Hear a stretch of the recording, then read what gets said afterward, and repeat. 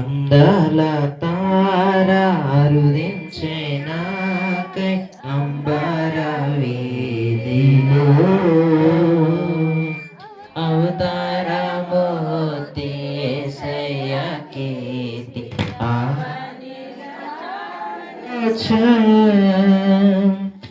ఆనంద సంద్రము పొందనాలు కాంతిలో ఆది దేవుని చూడాశించమైతివి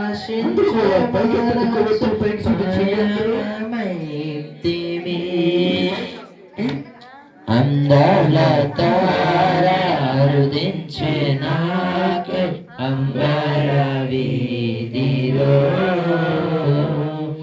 అవతారమూర్తి యేసయ్య కీర్తి అవని మహిమా ఘనత ప్రభావములు కలుగును గాక. అందరూ స్తోత్రం చెప్పండి.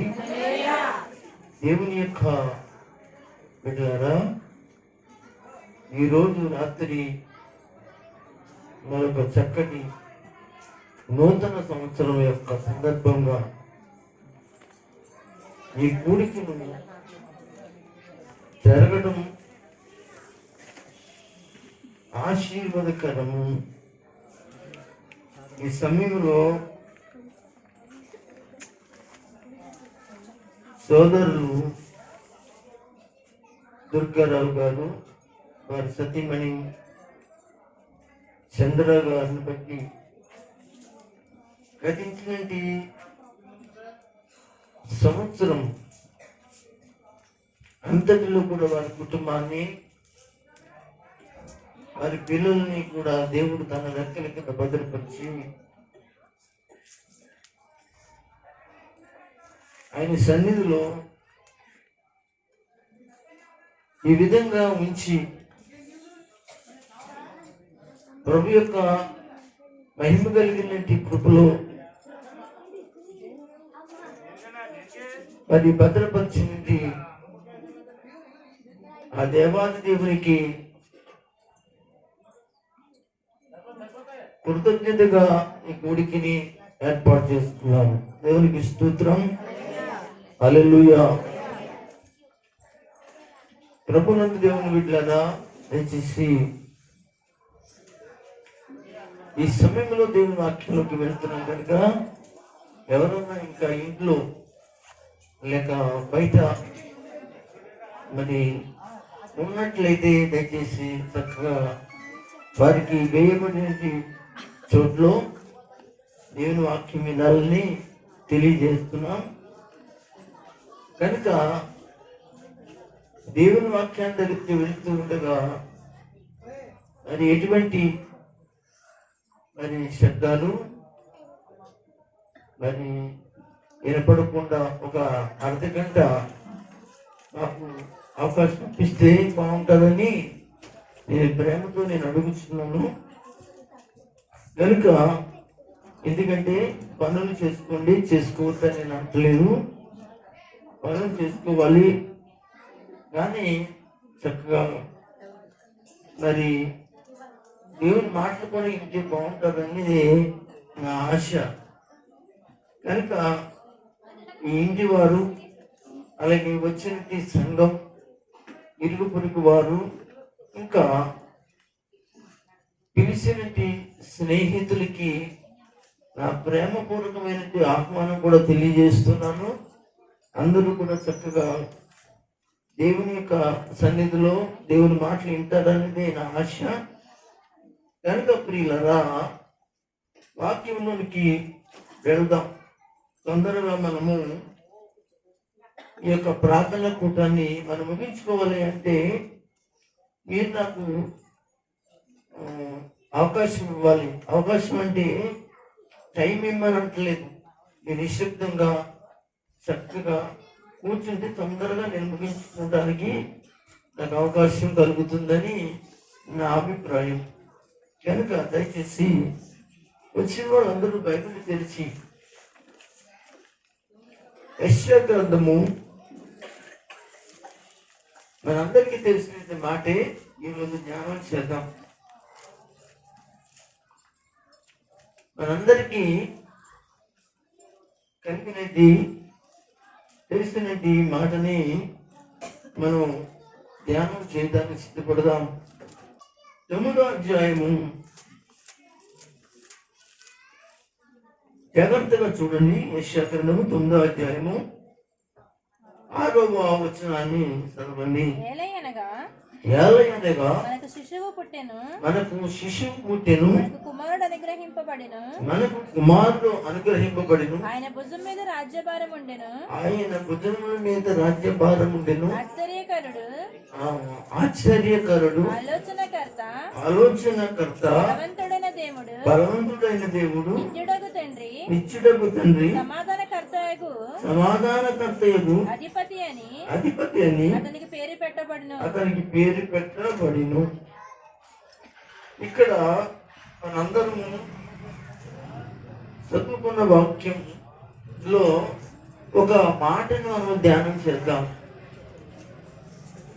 ఇది క్రిస్మస్ సంబంధించినది సందర్భం. అయితే జనవరి నెలలో కూడా క్రిస్మస్ గురించి మనం మాట్లాడుకోవచ్చు, తప్పేం లేదు. యేసు ప్రభు వారి యొక్క పుట్టిన దినాన్ని గురించి ఎప్పుడైనా మాట్లాడుకోవచ్చు, ఏ సందర్భంలో అయినా మాట్లాడుకోవచ్చు. కనుక దేవుడు మనతో ఏం మాట్లాడనై ఉన్నాడు అనేది ముఖ్యమైనది. ఏంటంటే ఇక్కడ ఒక విషయాన్ని మనకి ప్రస్తావిస్తాడు. ఏలయనగా మనకు శిశువు పుట్టెను, మనకు కుమారుడు అనుగ్రహించబడును, ఆయన భుజం మీద రాజ్యభారం ఉండెను, ఆశ్చర్యకరుడు, చాలా సరిపోతుంది, ఆలోచనకర్త. అందరూ స్తోత్రం చెప్పండి. ఆలోచనకర్త. ఈ మాట మీద మనం ఈ రోజున మాట్లాడుకుందాం. చాలా పదాలు ఉన్నాయి. ఈ పదాలన్నీ కూడా వర్ణిస్తే యేసు ప్రభు వారు ఈ 9వ అధ్యాయము 6వ వచనంలో ఆయన మనకి కనిపిస్తారు. మనకి కుమారుడు అనుగ్రహించబడును.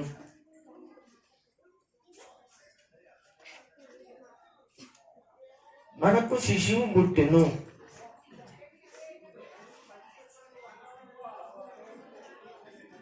ఆయన భుజం మీద రాజ్యభారం ఉండెను, ఆయన ఆశ్చర్యకరుడు, ఆలోచనకర్త అని ఇంకా చాలా ఆయన గురించి మాట్లాడుకుంటూ వచ్చారు. ఇక్కడ ఈ సంగతులను మీరు దైవ సేవకులైన వారు ఎవరైతే ఉన్నారో వారి ద్వారా అనేక సార్లు మీరు వింటారు. అనేక పర్యాయాలు వారు మాట్లాడటం జరిగింది. అయితే మరొకసారి పరిశుద్ధాత్మ చేతునికి నేను అప్పగించుకుని నేను కూడా మాట్లాడాలి అనుకుంటున్నాను.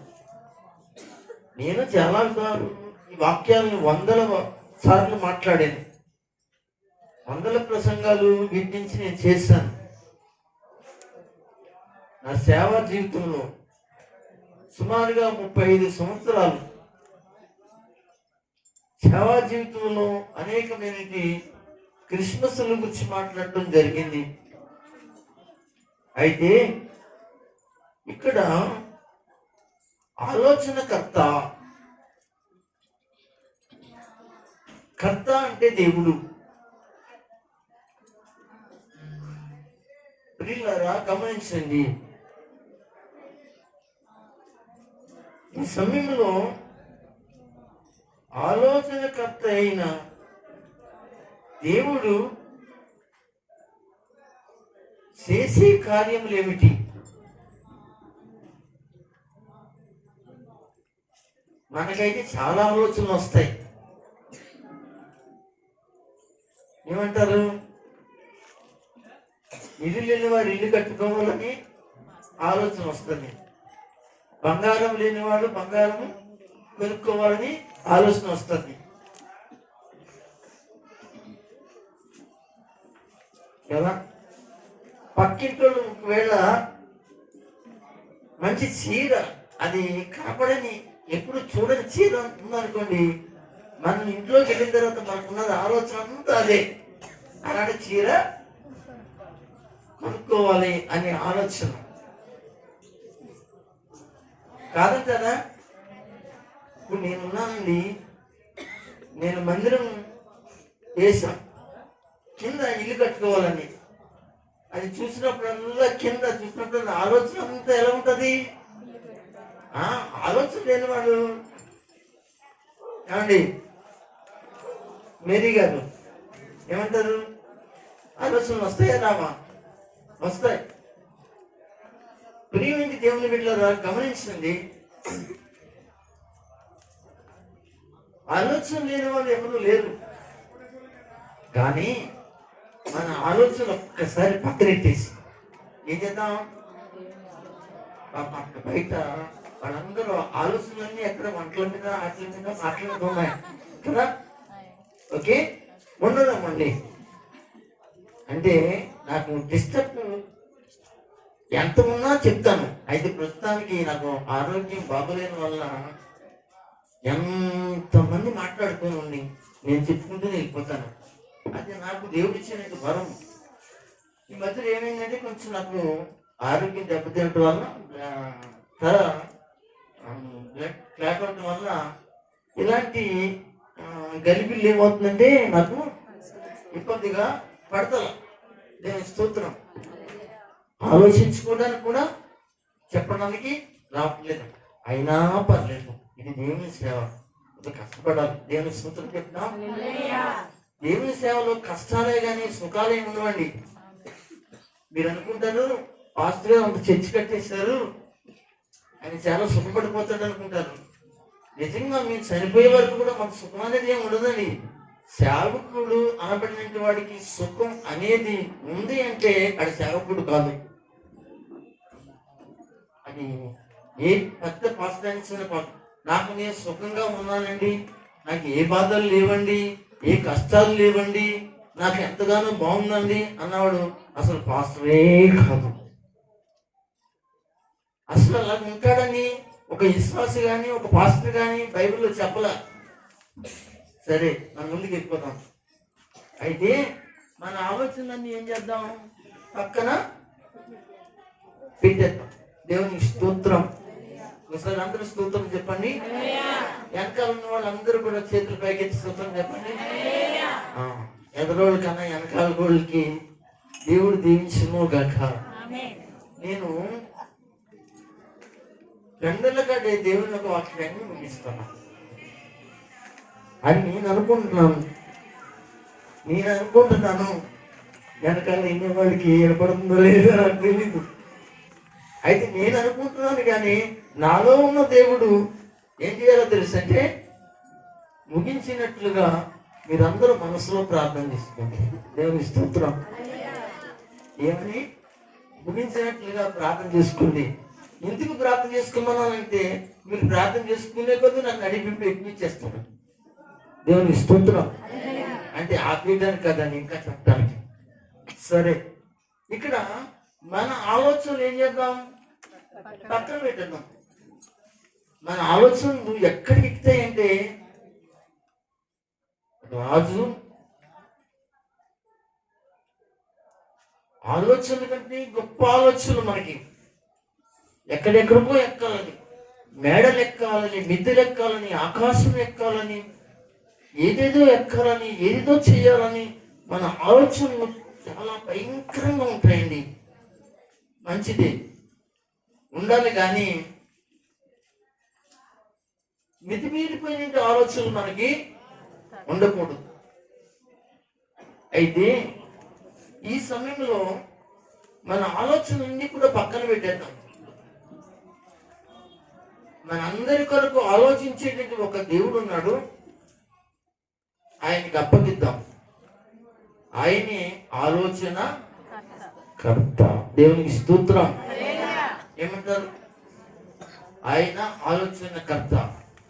ఆయన ఆలోచనలు మన పట్ల ఆలోచించడం అనుకోండి, జరగలేని కార్యాలన్నీ కూడా ఏం జరుగుతాయి?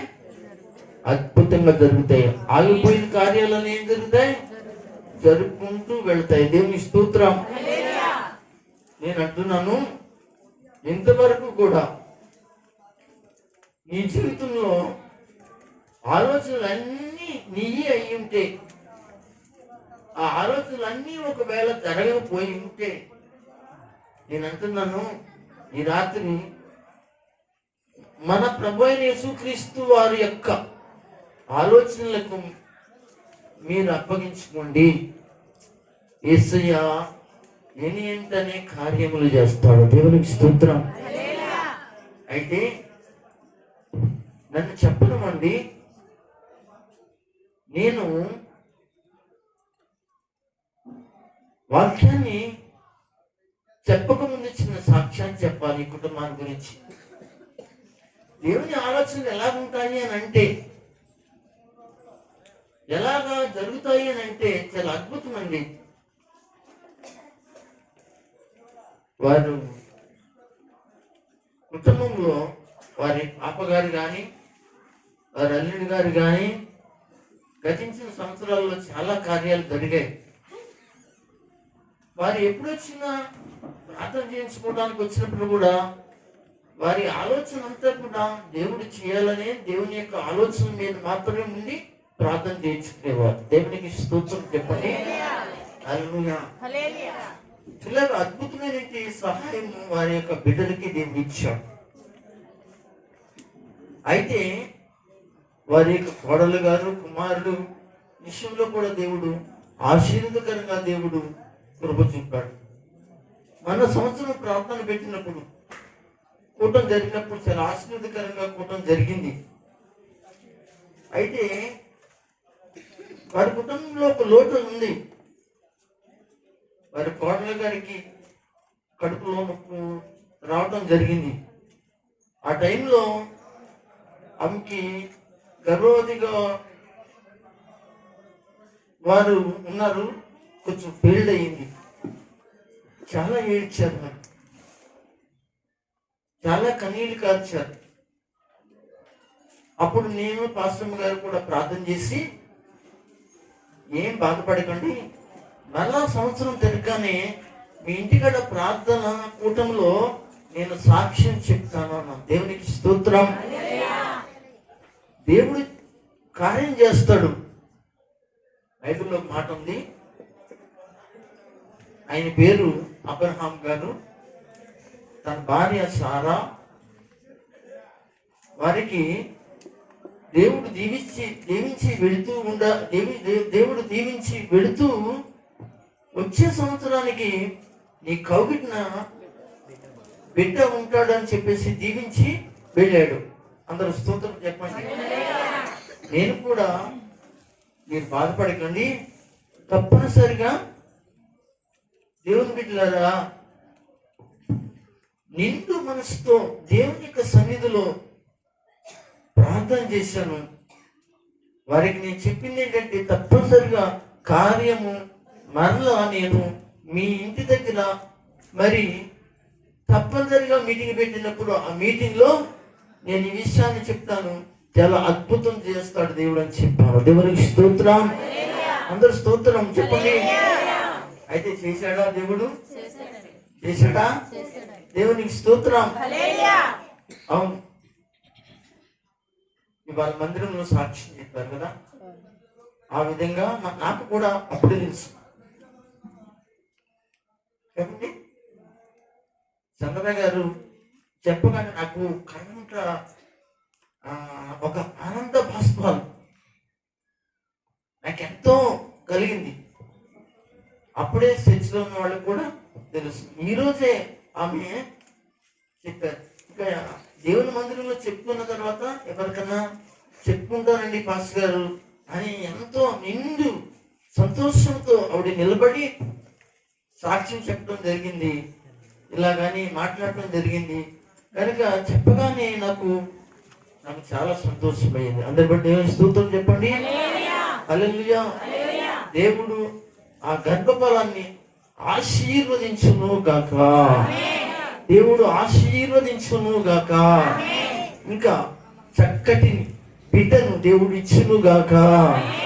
ఆరోగ్యకరమైన బిడ్డను గర్భంలో ఆయన రోజు రోజుకి ఆయన ఆశీర్వాదం చేత ఉంచును గాక. ఆమేన్. హల్లెలూయా.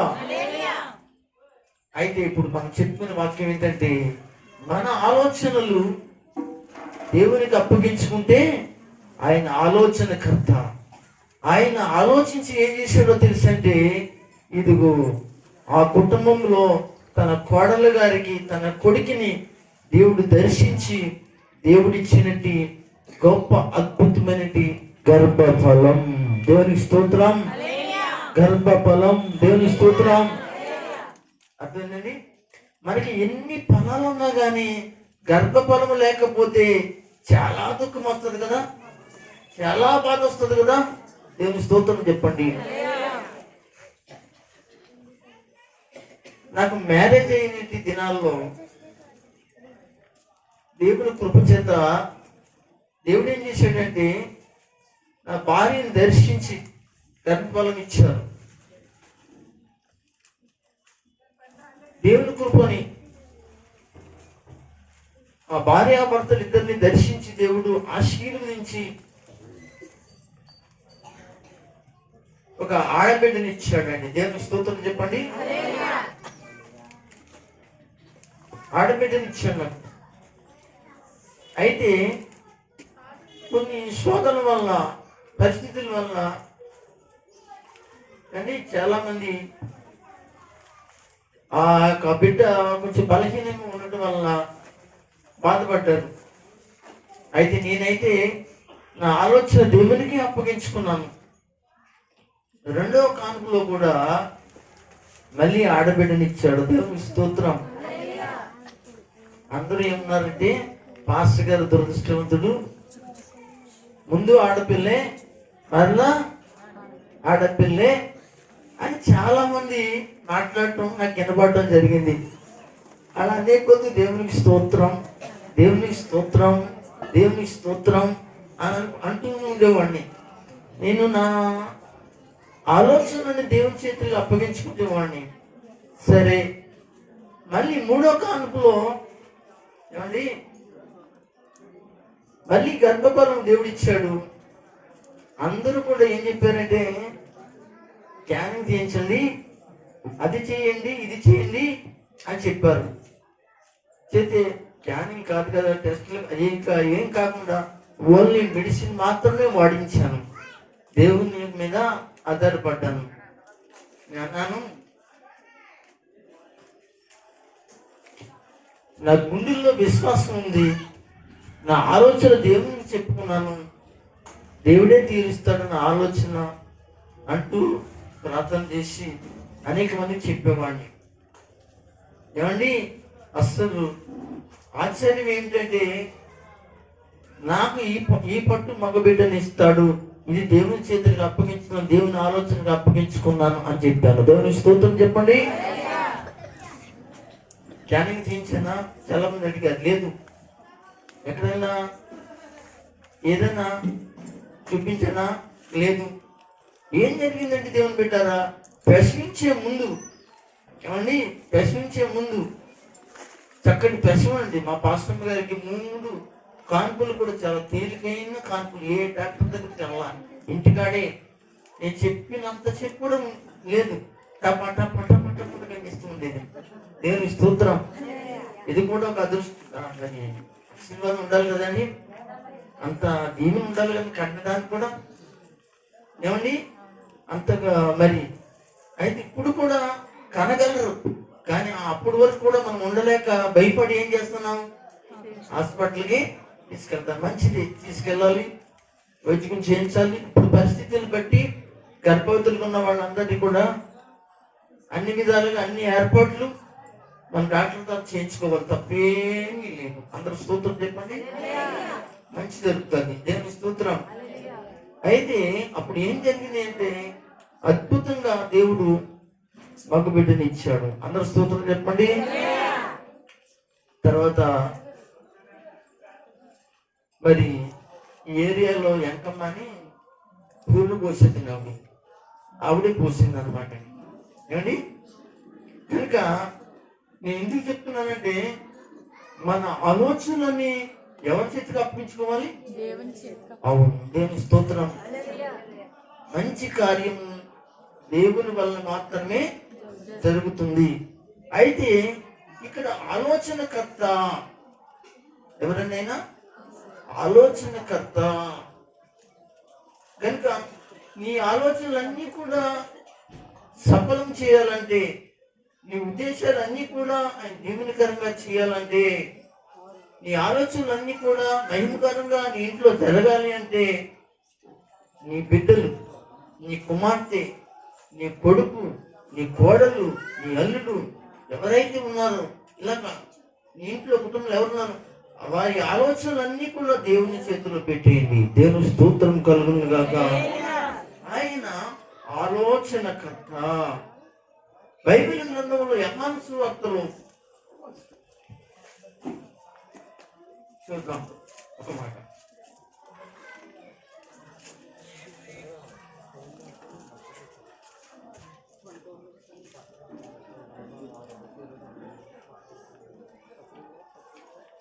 ఒకసారి యోహాను సువార్త 2వ అధ్యాయము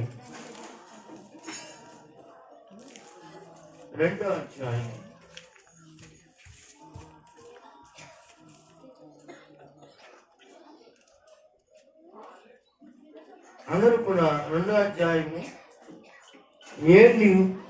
7వ వచనం నుంచి కొంచెం కిందకి చదవండి. 9వ వచనం వరకు కూడా చదవండి. యేసు ఆ బాణలు నీళ్లతో నింపుడని వారితో చెప్పగా, యేసు ఆ యొక్క బాణలు నీళ్లతో నింపుడని చెప్పగా వారు వాటిని అంచుల మట్టుకు నింపిరి. అప్పుడు ఆయన వారితో, మీరిప్పుడు ముంచి విందు ప్రధాన ఎదుగు తీసుకొని పొండని చెప్పగా వారు తీసుకొని పోయిరి. ఆ ద్రాక్షారసం ఎక్కడి నుండి వచ్చెను? ఆ నీళ్లు ముంచి తీసుకొని పోయిన పరిచారకులకి తెలిసినది గాని విందు ప్రధానికి తెలియకపోయిన గనుక ద్రాక్షారసమైన ఆ నీళ్లు రుచి చూచినప్పుడు ఆ విందు ప్రధాని పెండ్లి కుమారుని పిలిచి ప్రతివాడును. ఇక్కడ యోహాను సువార్త 2వ అధ్యాయంలో ఒక వివాహ కార్యక్రమం అనేది కనిపిస్తుందండి. పాలస్తీనా దేశంలో ఇశ్రాయేలీల మధ్య, యూదుల మధ్య పెళ్లి జరిగిందనుకోండి, ద్రాక్షారసం పోయడం అలవాటండి. ద్రాక్షాలు తొక్కి దాంతో రసం తీసి ఎన్ని వందల మంది, వేల మంది వచ్చినా కానీ ఆ ద్రాక్షారసం పోయడం అలవాటు. అయితే ఇక్కడ కానా అనేది ఊర్లో వివాహం జరిగింది. అక్కడికి మరియ గారు, యేసోబు గారు, వారి బంధువులు, చుట్టాలు వచ్చారు. అక్కడికి యేసు ప్రభు వారు కూడా వచ్చారు. ఇప్పుడు సందర్భం దేని గురించి అండి అని మీరు అనుకుంటారా? నేను చెప్పిన తర్వాత మీకు అర్థమవుతుంది. అయితే అక్కడ ద్రాక్షారసం అయిపోయింది. చెప్తాను కనుక ద్రాక్షారసం అయిపోయిందండి. అయితే ఆ ఇంటిలో ఉన్న వాళ్ళు, పెద్దవారు, అక్కడ కార్యక్రమం చేసేవారు, ఇవన్నీ ఒకేలా అక్కడ కొంచెం పెద్దవాళ్ళైన వాళ్ళు, అక్కడ సరిపెట్టే వాళ్ళు అందరూ కూడా చాలా కంగారు పడుతున్నారు. అప్పుడు ఏం జరిగిందంటే, మరియ గారు ఆ ఇంట్లో పెద్ద ఆవిడ, అంటే పెత్తనం చేసే ఆవిడ. ఇక్కడ కూడా మరి భోజనాలు ఏర్పాటు చేశారు. అవి ఒకవేళ సరిపోలేదనుకోండి, ఏమవుతుంది? చాలా కంగారుగా ఉంటుంది, చాలా ఇబ్బంది పడతారు కదా. అలాగే అక్కడ చాలా ఇబ్బంది పరిస్థితి కనిపించింది. అప్పుడు మరియ గారు మెల్లిగా లేచి అక్కడ ఉన్నంటి యేసు ప్రభు దగ్గరికి వచ్చి, బాబు, ఇంటి వారికి ద్రాక్షారసం అయిపోయింది, మరి దీని గురించి కొద్దిగా ఆలోచించవా అని చెప్పడం జరిగింది. అప్పుడు యేసుప్రభువు అంటాడు తల్లితో ఈ మాట చెప్తాడు, నా సమయం ఇంకను రాలేదు. దేవుని స్తోత్రం చెప్పండి. కానీ కొన్ని పరిస్థితుల్లో మన జీవితాల్లో కొన్ని కార్యాలు సమయము రావు, కొద్దిగా ఆలస్యం అవుతూ ఉంటాయి, జరుగుతూ ఉంటాయి. అయితే ఇక్కడ అదే జరిగింది. అయితే తల్లి గారు అనబడినటువంటి మరియ గారు తన కుమారుడిని యేసుతో తన కుమారుడు మహత్యాలు చేస్తాడని ఆశ్చర్యాలు చేస్తాడని ఆమెకు తెలుసు. తన దగ్గరికి వెళ్ళి ఏం చేసిందో తెలుసు అంటే ఈ ఆలోచన ఎవరి చేతిలో పెట్టిందండి? స్తోత్రం చెప్పండి. అయితే దాని గురించి చెప్తున్నాను ఇక్కడ. ఆమె తన ఆలోచన పక్కవాడితో చెప్పలే, తన బంధువులతో చెప్పలే, ఎవరెవరితో చెప్పలే. తన ఆలోచన ఆవిడ డైరెక్ట్ గా యేసు ప్రభు దగ్గరికి తన కుమారుడు దేవుడు అని తెలిసింది. తన ఆలోచన అంతా కూడా తన చేతులకు అప్పగించి బాబు ఇలాగయ్యింది అనగానే తన శిష్యుని పిలిచి ఏం జరిగిందంటే అక్కడ వెంటనే తన శిష్యుని పిలిచి ఒక 6 రాతి బాణాల నిండా నీళ్లు పోయమని చెప్పాడు. ఆ నీళ్లు నిండగానే ఏం జరిగిందంటే ఆ నీళ్లు పట్టుకుని వెళ్ళి ఏం చేశారో తెలుసంటే కొయ్యటం ప్రారంభించారు. అది ద్రాక్షారసముగా చాలా రుచిగా ఉంది. దేవుని స్తోత్రం. దాని రంగు మారింది, దాని రుచి మారింది, దాని సువాసన కూడా మారింది. నీళ్లను ద్రాక్షారసముగా మార్చిన యేసు. దేవుని స్తోత్రం. ఆ యొక్క ఇంటిలో సంతోషాన్ని, ఆ పెండ్లి ఇంటిలో సంతోషాన్ని దేవుడు ఆనందమయముగా ఉంచాడు. అందరూ స్తోత్రం చెప్పండి. అలాగే మన ఆలోచనలు ఎవరి చేతికి అప్పగించుకోవాలంటే ఆలోచనకర్త అయిన యేసు చేతికి అప్పగించుకోవాలి. కనుక అప్పుడే అద్భుతమైన కార్యము, ఆశ్చర్య కార్యము దేవుడు జరిగిస్తాడు. ఒకసారి అందరూ స్తోత్రం చెప్పండి.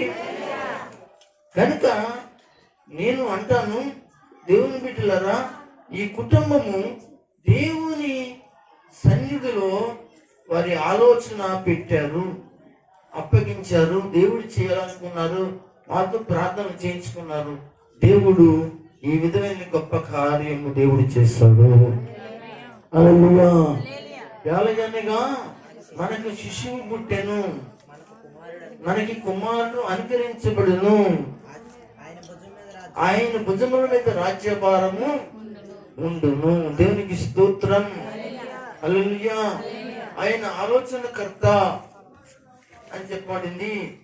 కనుక అలాంటి ఆలోచనకర్త అయిన యేసు ప్రభు వారి యొక్క చేతుల కింద మనం ఉన్నాము అంటే దేవుడు ఏం చేస్తాడంటే తప్పనిసరిగా కార్యము చేస్తాడు.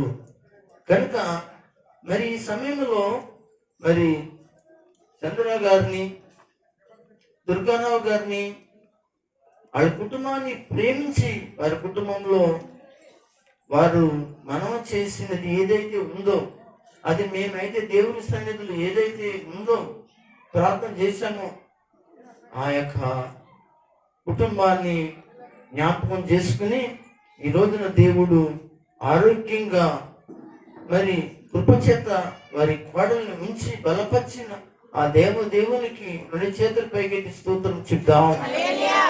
కనుక మరి దేవుని కృపచేత ఇంకను ఆ బిడ్డ, యవన బిడ్డ ఆరోగ్యంగా ఉండి మరి మందుల్లో కానీ ఆహారంలో కానీ ఏదైతే ఉందో ఆమె వాడుతున్న ప్రతి దానిలో తినే ఆహారంలో కానీ దేవుడు సంపూర్ణమైనటి మరి శక్తిని, ఆరోగ్యాన్ని ఇచ్చి దేవుడు కృప చూపినట్లును, అలాగే నీ కుటుంబం దేవుని రక్షణలో ఉండినట్లును, దేవుని కాపుదలలో ఉండినట్లుగా మరి మేమందరము కూడా ప్రార్థన చేస్తాం. దేవునికి స్తోత్రం. కనుక ప్రభు సన్నిధిలో ఈ మాటలు మనందరి వెనుకల్లో ప్రభు దీవించి ఆశీర్వదించును గాక. ఆమేన్ ఆమేన్.